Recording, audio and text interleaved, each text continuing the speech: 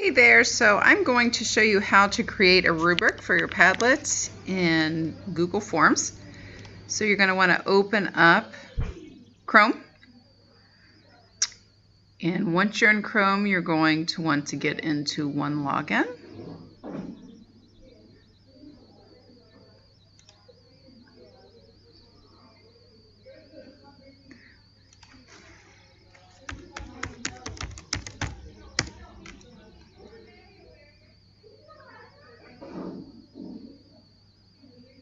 Once you log into OneLogin, you want to find your Google Drive.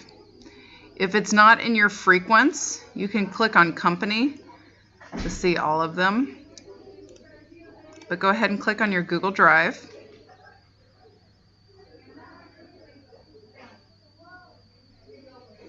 Once it loads up, you're going to go up to this New button.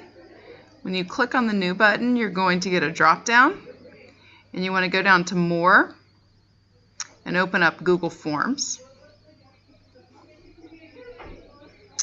And then once it loads, the first thing you want to do is give it a name. So I'm going to say Padlet Rubric.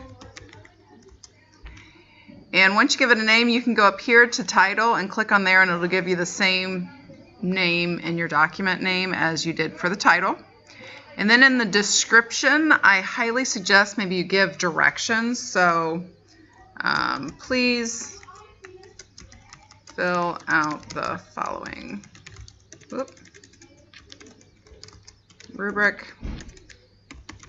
And I might tell them what each means. So a 1 would be poor or incomplete, so meaning when they looked over your work it was poor or incomplete. A 2 maybe needs work.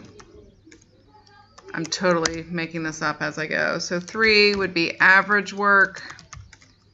4 good work. And 5 would be great work. And obviously you are in charge of creating this the way you want to, so you can make your rubric any way that you want to, but that's what mine's going to be. And then the first question, so here you have a question.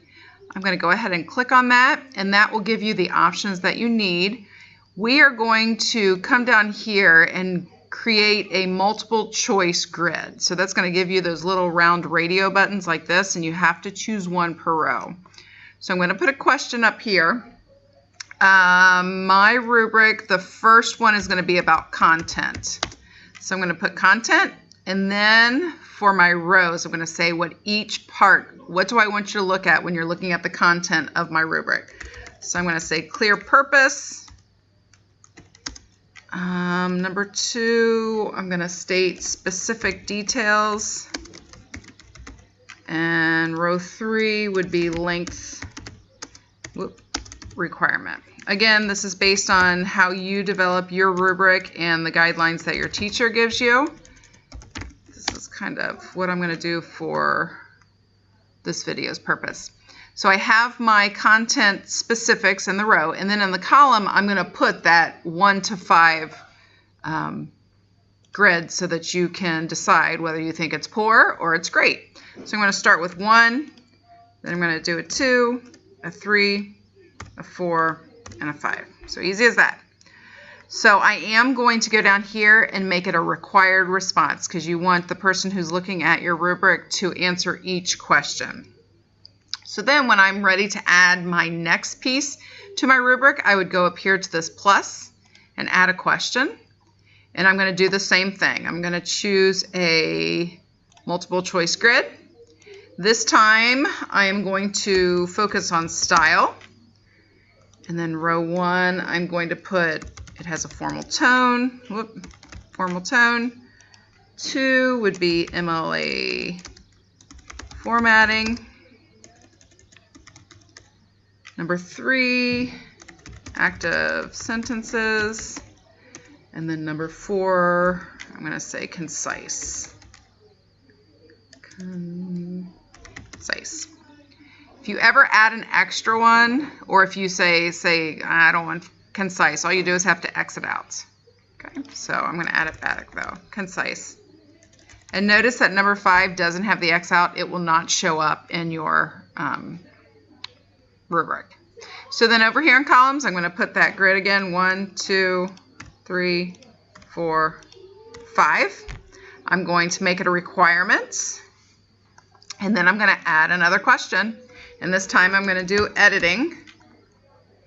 And I'm going to choose the multiple choice grid. And I'm going to do easy to read. My next piece will be mechanics. Number 3, I'm going to do spelling. Number 4, I'll do grammar. And then number 5, I'll do word choice. And then in my columns, I will put that number 1, number 2, number 3, number 4, and number 5. And then I will make that a requirement. And then the last one that I'm going to add, again, you can put as much as you want or as little as you want, depending on what your teacher's directions are. I'm just going to put a comment section so that I can add any comments that I want you to have. And I'm going to make it a short answer. So that'll just give you a short little box that you can say, your Padlet was great. Make sure you watch your spelling errors. Other than that, I really enjoyed it. And make that a requirement so people can give you a comment back.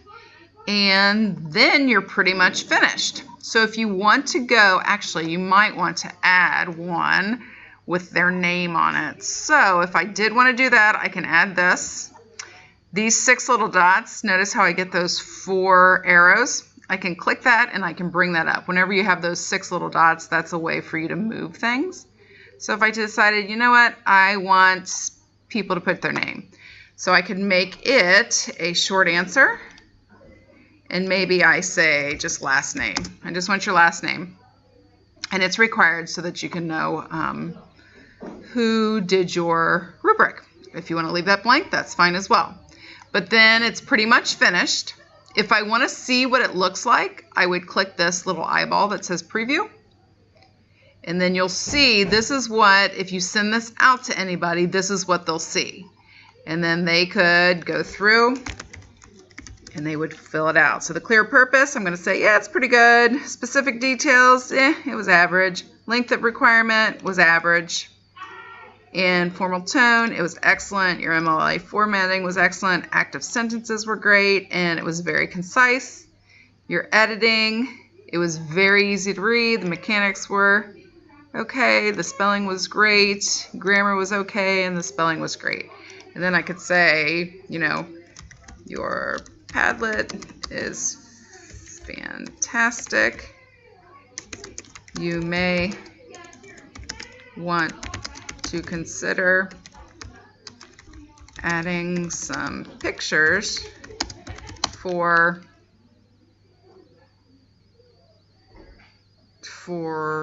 each post to give it a visual, excitement. There you go. Because we all know it's better when we see pictures.